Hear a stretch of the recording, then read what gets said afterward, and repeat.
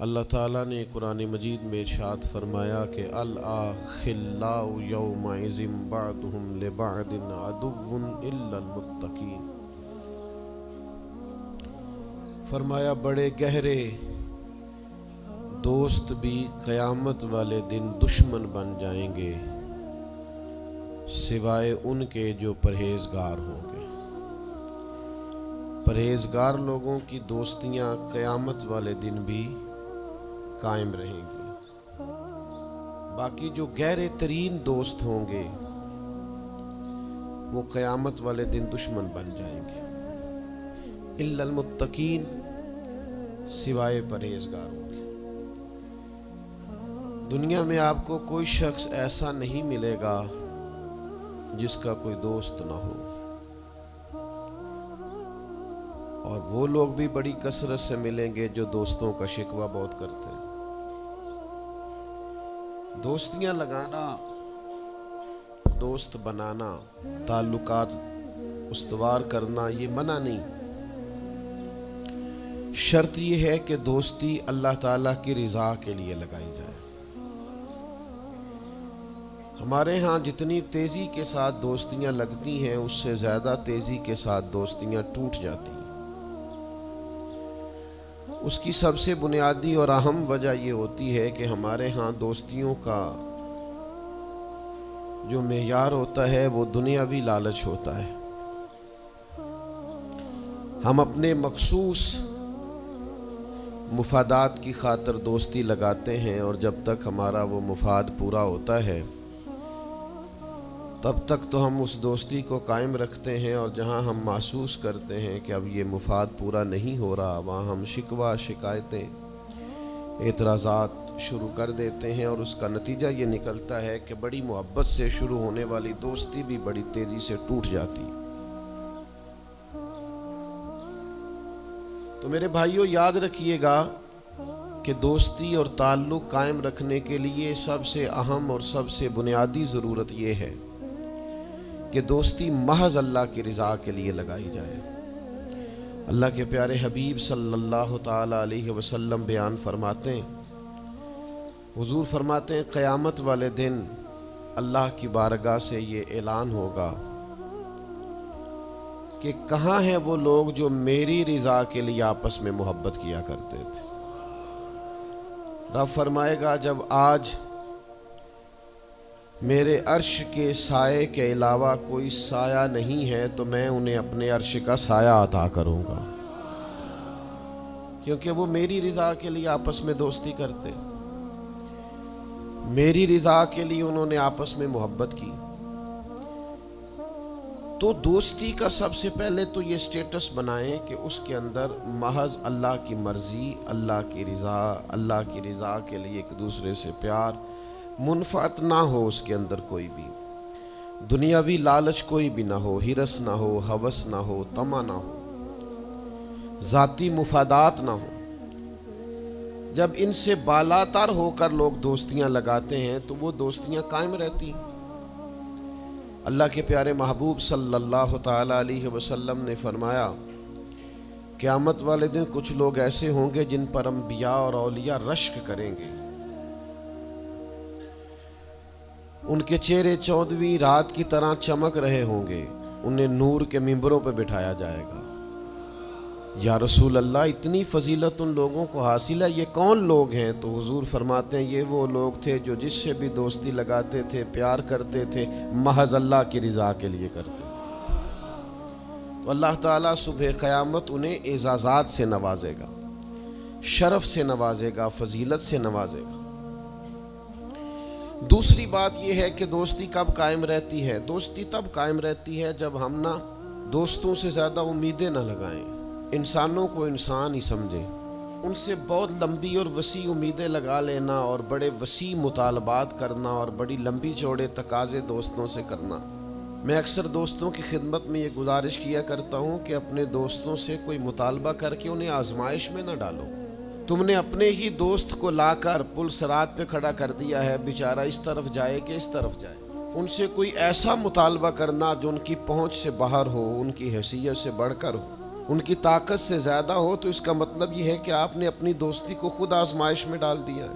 آپ اتنے لمبے چوڑے تقاضے نہ کریں، آپ محدود سا لوگوں کے ساتھ تعلق بنائیں۔ وہ جی میں اس کے اتنا کام آیا ہوں تو اب اس کو اس سے ڈبل آنا چاہیے، تو آپ نے دوستی کی نہیں، آپ نے تو تجارت کی۔ اگر آپ کی محبت ہوتی تو پھر تو آپ کا انداز اور ہوتا، جب تیرا حکم ملا ترک محبت کر دی، دل مگر اس قدر تڑپا کہ قیامت کر دی۔ تو یاد رکھیے گا کہ آپ حکم جب آ گیا، جب آپ محسوس کریں تو اس وقت پھر آپ اس چیز کو سمجھ جائیں۔ تو دوستیوں کو کبھی بھی آپ کٹہرے میں کھڑا نہ کریں، تعلقات کو کبھی بھی آزمائش کی بھیٹ نہ چڑھائیں۔ اس طرح کا ماحول نہ بنائیں جس میں آزمائش پیدا ہو، جس میں تکلیف بڑھ جائے، جس میں کرب کا احساس سامنے والے کو ستائے۔ کوشش کریں گنجائش رہے ماحول کے اندر، آسانی رہے، وسعت رہے۔ تیسری بات یہ ہے کہ اگر آپ محسوس کرتے ہیں کہ دوستی کو چلانا ہے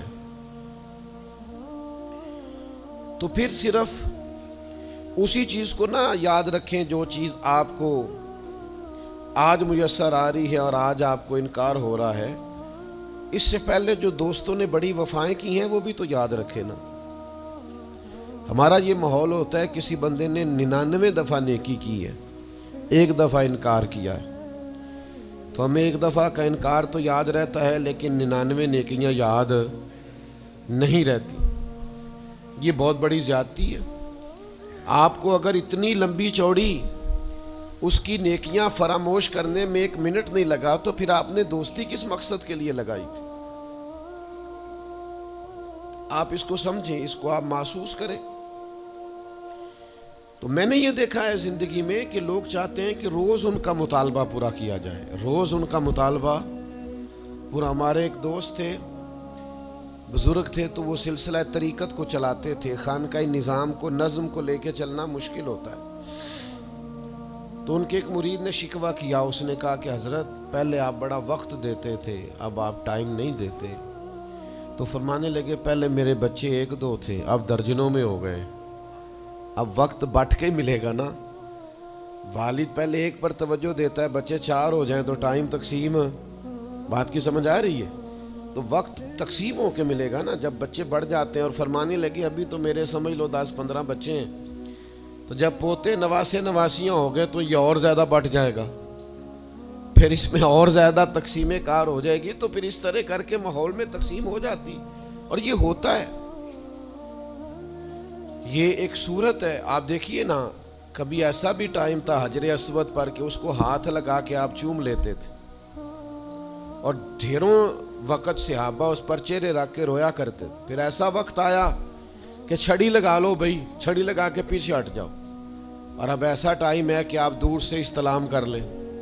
اب اگر آپ کہیں کہ مسلمان دیکھو جی حجر اسود کو تو ہاتھ لگانے کا موقع ہی نہیں مل رہا، تو بھئی نبی پاک نے تو فرمایا میں قیامت والے دن کثرت امت پر فخر کروں گا کہ میری امت زیادہ ہے۔ تو یہ تو تعداد کا بڑھنا، یہ تو کثرت کا ہونا، یہ تو باعث ناز اس کو سرکار نے کہا۔ اب آپ دائروں میں محدود کرنا چاہتے ہیں، آپ اس طرح کا ماحول بنانا چاہتے ہیں کہ کوئی شخص مقید ہو جائے، وہ اس دائرے سے باہر نہ نکلے، تو یہ تو بات درست نہیں ہے۔ تو کوشش کرنے کا مقام یہ ہے کہ آپ دوسروں کے لیے بھی گنجائش پیدا کریں، دوسروں کے لیے بھی آسانی کرنے کی کوشش کریں، پھر تعلق برقرار۔ اور پھر آپ پچھلی نیکیاں بھی تھوڑی یاد رکھیں کہ اس سے پہلے اس نے بڑی نیکی کی، بڑی محبت کی، تو پچھلی نیکیاں بھی دوستوں کی یاد رکھیں۔ صحیح بخاری سے ایک حوالہ عرض کرتا ہوں، نبی پاک صلی اللہ تعالی علیہ وسلم کا نا ایک راز لیک ہو گیا۔ حضور مکہ مکرمہ پر حملہ کرنا چاہتے تھے، تو ایک خط لکھ کے دیا گیا ایک عورت کو کہ جا کے پہلے سے آگاہ کر دو مکے والوں کو کہ تم پر حملہ ہونے والا ہے۔ اس عورت نے وہ خط اپنے بالوں میں چھپایا اور وہ نکل گئی۔ اللہ تعالیٰ نے محبوب پاک کو اطلاع دی، حضور علیہ الصلوۃ والسلام نے حضرت مولا علی کو 2 صحابہ کے ساتھ بھیجا، فرمایا مقام خاک پر تمہیں ایک بی بی ملے گی، اس کے پاس سے خط ہے جو کفار کی طرف جا رہا ہے، اسے گرفتار کرو، وہ خط لے لو اور واپس آ جاؤ۔ حضرت مولا علی شیر خدا رضی اللہ تعالیٰ عنہ وہاں پہنچ گئے، اس خاتون کو گرفتار کر لیا، اس کو کہا وہ خط دے، وہ کہنے لگی میرے پاس تو نہیں ہے، کوئی خط نہیں۔ تو حضرت علی فرمانے لگے چونکہ میرے نبی نے کہا ہے تو خط تیرے پاس ہی ہے۔ साडे नबी दी जुबान साडे वास्ते कुरान, वो जुबान जिसको सब कुन की कुंजी कहें, उसकी नाफिज हुकूमत पे लाखों। खत तेरे पास है, आपने तलवार निकाल ली, फरमाया निकालती है कि नहीं, उसने बाल खोले, खत निकाल दिया। वो खत जब खोला तो खत लिखा था हजरत हातम बिन अबी बलता रदी अल्लाह ताला, बदरी सहाबी। वो खत लेके आ गए, नबी पाक की बारगाह में पेश किया। हुजूर ने खत खोला, हज़रत उमर कहने लगे मुझे इजाज़त दे, मैं इसकी गर्दन काटूं, इसने हमारा राज फाश किया है। कितनी बड़ी बात है। कुरान मजीद की सूरह मुमताहिना उस वक़्त नाजिल हुई थी जब ये वाक़या हुआ था। अल्लाह के हबीब अलैहिस्सलाम ने फरमाया उमर ठहर जा, इतनी जल्दी ना कर, इस बंदे की वफा तो देख, ये बदर में भी तलवार लेके हमारे साथ गया था, बदरी सहाबी है। इसकी वो बात याद रख कि बदर के मकाम पर जबकि बड़ा मुश्किल था काफिरों के सामने खड़ा होना, उनकी 1000 तादाद थी और मुसलमान बड़ी अददी तौर पर उस कसरत का शिकार नहीं थे, सिर्फ 313 थे। उस मौके पर उनके साथ खड़ा होना कोई आसान नहीं था, लेकिन ये फिर भी हमारे साथ गए थे। तो हज़रत उमर रज़ी अल्लाह ताला अन्हु जब चुप कर गए तो अल्लाह ने कुरान नाजिल किया, कहा है ईमान वालों, यहूदियों और ईसाइयों को अपना दोस्त ना बताओ। तो हुजूर फरमाने लगे देख लो उमर, अल्लाह ने इसे मोमिन कह के पुकारा है, अल्लाह ने भी इसे। अब नबी करीम ने फरमाया बताओ ये तुमने क्या किया। तो अर्ज़ की या रसूलल्लाह सल्लल्लाहु अलैहि वसल्लम, आप मेरा ज़ाहिर बातन जानते हैं, जितने भी यहाँ से लोग हिजरत करके मक्के से आए हैं ना, उनका कोई ना कोई रिश्तेदार मक्के में है जो उनके रिश्तेदारों का, बाल बच्चों का, घर वालों का ध्यान रखता। मेरा वहाँ कोई भी नहीं, और मुझे पता था आपने हमले का इरादा कर लिया है तो इंशाअल्लाह कामयाबी अल्लाह ने मुसलमानों को ही देनी है, वो कर कुछ नहीं सकते। मैं उन पर एक एहसान करना चाहता था ताकि वो मेरे बच्चों का और मेरे पीछे घर वालों का थोड़ा ख्याल रखें, इतनी सी मेरी ख्वाहिश थी। मेरे नबी करीम ने उनका उज़र कबूल कर लिया। फरमाया ठीक है, आप जो कह रहे हैं बात ऐसे ही है, आपको इस्लाम को नुकसान नहीं पहुंचाना चाहते, आप ये चाहते थे कि कोई एक नेकी उन पे कर दी जाए ताकि वो आपके। तो इतनी बड़ी बज़ाहिर बात थी, लेकिन हुजूर ने कबूल कर ली। माना क्या है कि दोस्तों की पिछली नेकियां भी याद रखनी चाहिए, उनकी पिछली भी खूबियों और पिछले भी मामलात को थोड़ा याद रखना चाहिए। हम क्या करते हैं, हम कहते हैं जी अब वो ये नहीं कर रहा, भाई तब कर रहा था ना, तो तब की याद कर लो, तब की याद रख लो, उस वक़्त की आप ख्याल कर लें। हम क्या करते हैं, हम 99 दफ़ा किसी ने नेकी की है तो हम कहते हैं 100/100 चाहिए, आज भी ये करेगा तो फिर तो काबिल कबूल है। तो इससे क्या होता है, इससे तकल्लुफ़ पैदा होता है, एक आदमी रोज़ कैसे नेकी कर सकता है। चौथी बात ये है, अगर हम चाहते हैं दोस्तियाँ निभें तो इस्लाम का एक हुस्न है कि इस्लाम दीन एतदाल है। इस्लाम कहता है चलो ही ज़रा मोतदिल हो के, पहले ही ज़रा थोड़ा सा एहतियात से चलो। हम जब किसी बंदे के ऊपर फ़िदा होते हैं तो फिर पूरे ही फ़िदा होते हैं, फिर तो जनाब ये भी तेरा है, ये भी तेरा है, ये भी तेरा है। और फिर जब में बाद में लड़ाई होती है तो चाय की प्यालियों का भी हिसाब करते हैं कि वो जो वहाँ जाते हुए चाय पी थी ना, उसके पैसे भी मैंने दिए थे, लिहाजा वो भी मेरे बनते हैं, वापस कर। कोरे वर्क किताब नहीं होंदे, पत्थर दिल गुलाब नहीं होंदे, और सजना पहलों ही सोच के लाई, फिर यारा नाल हिसाब नहीं होंदे। आप सोच समझ के दोस्ती लगाएं, ताल्लुकात को सोच समझ के लेके आगे चलें। नबी पाक सल्लल्लाहु अलैहि वसल्लम ने फरमाया वक्फे से मिला करो, मोहब्बत बढ़ती है। थोड़ा ना वक्फे से मिला करो, उससे मोहब्बत बढ़ेगी। ये जो बहुत वारफ्तगी है ना, बहुत वारफ्तगी है, बहुत जोश है, तो उसका नतीजा ये निकलता है कि जितनी ज़ोर से गेंद दीवार से लगती है फिर उतनी ज़ोर से ही गेंद वापस आती है, उसके नताइज ठीक नहीं निकलते। तो अर्ज़ ये करना चाहता हूँ कि एतदाल में रहें, मोतदिल रहें, आप उस हद से तजावुज़ ही ना करें। मेरे पास यहाँ एक दोस्त आए तो मुझे कहने लगे जी मेरा दोस्त बड़ा अच्छा था, बड़ा नाइस था, बड़ा बेहतरीन था, बड़ा प्यारा था, मेरे एक दूसरे दोस्त ने उसे ख़राब कर दिया। تو میں نے کہا وہ دوسرا دوست میں سمجھا نہیں. کہنے لگے یہ میرا پرانا دوست تھا جس نے اسے خراب کیا, اور جسے کیا وہ نیا تھا 2-4 سال. اس کی میں نے دوستی لگائی تھی, اب وہ دونوں ڈائریکٹ ہو گئے اور مجھے انہوں نے بیچ میں سے نکال دیا ہے. تو میں نے کہا یہ تو اکثر ہوتا ہے, پہلی دفعہ تو نہیں ہوا, اس طرح تو ڈھیر دفعہ ہوتا ہے. کہنے لگے میں کروں کیا, میں نے بڑا شور کیا ہے, ان کو اپنے احسان بھی یاد کرائیں پر وہ مانتے نہیں. میں نے کہا اب حل ہے نا, تھوڑا چپ کر جا کچھ عرصے کے لیے, تھوڑی خاموشی اختیار کر. جو چپ کر جاتا ہے وہ بھی بچ جاتا ہے. اگر تم چاہتے ہو کہ یہ دوستی پھر سے بحال ہو جائے تو زیادہ شکوے نہ کرو, زیادہ شکایتیں. ہم بعض اوقات اعتراضات اتنے کر بیٹھتے ہیں, شکوے اتنے کر بیٹھتے ہیں, اپنی زبان سے باتیں اتنی نکال بیٹھتے ہیں کہ دوبارہ پھر دوستی کا بحال ہونا ممکن ہے. ایک حدیث یاد رکھیں گے اگر سناؤں آپ کو تو. نبی پاک صلی اللہ تعالیٰ علیہ وسلم نے فرمایا کسی سے دشمنی بھی کرو تو اعتدال سے کرو, ہو سکتا ہے کل کو وہ تمہارا دوست بن جائے. اور فرمایا کسی سے دوستی بھی کرو تو اعتدال سے کرو, ہو سکتا ہے کل یہ دشمن بن جائے. دوستی اور دشمنی میں یہ جامع ترمذی میں حدیث ہے. اعتدال کا رستہ نہ چھوڑو, معتدل رہو.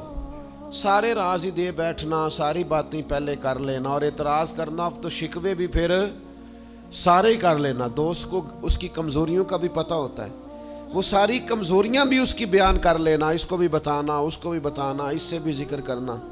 تو یہ انداز درست نہیں ہے.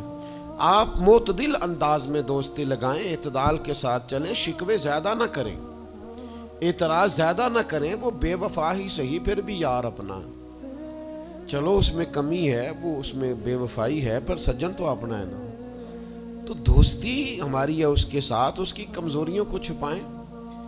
آپ اس معاملے پر تھوڑا سا اپنے ظرف کو کشادہ کریں, آپ تھوڑی وسعت پیدا کریں. ہم سمجھتے نہیں چیزوں کو, ہم غور نہیں کرتے, اس خاص انداز میں چیزوں کو نہیں لیتے جس انداز میں چیزوں کو لینا چاہیے. ہماری ذاتی کمزوریاں ہوتی ہیں اور ہم ان کمزوریوں کا دوسروں پہ ڈال دیتے ہیں, کہتے ہیں وہ بے وفا نکل آیا. بھئی آپ بھی حد سے زیادہ فریفتہ تھے, اب آپ ہی حد سے زیادہ اعتراض کر رہے ہیں. حضور نے فرمایا جس کی تعریف کر لو پھر دوبارہ اس پر کبھی تنقید کر جو بیٹھے ہیں, تعریف تو ختم ہو گئی بات. پھر تھوڑی چشم پوشی کرو, انسانوں میں کمیاں بھی ہوتی ہیں. تو دوستی کو صحیح طور پر آگے لے جانے کے لیے چھٹا سبق یہ ہے کہ تھوڑی سی نا عادت عیب پوشی کی بھی بنائیں. تھوڑا پردہ پوشی کا مزاج ہو تو پھر بھی ذرا دوستی آگے. سمجھ آ رہی ہے بات کی؟ تھوڑی سی نا نظر عیب پوشی والی بھی. کچھ لوگوں کی تنقید کی آنکھیں اتنی زیادہ کھلی ہوتی ہیں کہ وہ بیچارے کسی جگہ بھی تعلق نہیں رکھ سکتے. جہاں جاتے ہیں انہیں کمیاں ہی کمیاں نظر آتی ہیں, خامیاں ہی خامیاں نظر آتی ہیں. ان کا مزاج ہی نہیں ہوتا کسی عیب کو چھپانے کا. تو آپ جس جگہ پہ موجود ہیں, جس جگہ آپ کے تعلقات ہیں, جہاں دوستی ہے, جہاں محبت ہے, وہاں تھوڑا سا عیب پوشی کا بھی مزاج ہونا چاہیے. نبی پاک علیہ السلام نے فرمایا تو کسی مسلمان کی دنیا میں پردہ پوشی کر دے, اللہ قیامت والے دن تیری پردہ پوشی فرما دے. آپ تھوڑا سا اس کا عیب چھپا دیں, بات ختم ہو گئی. تھوڑی سی پردہ پوشی کر دیں. دیکھیں نا, ہمیں حکم دیا گیا ہے شریعت میں, کسی شخص کا انتقال ہو گیا,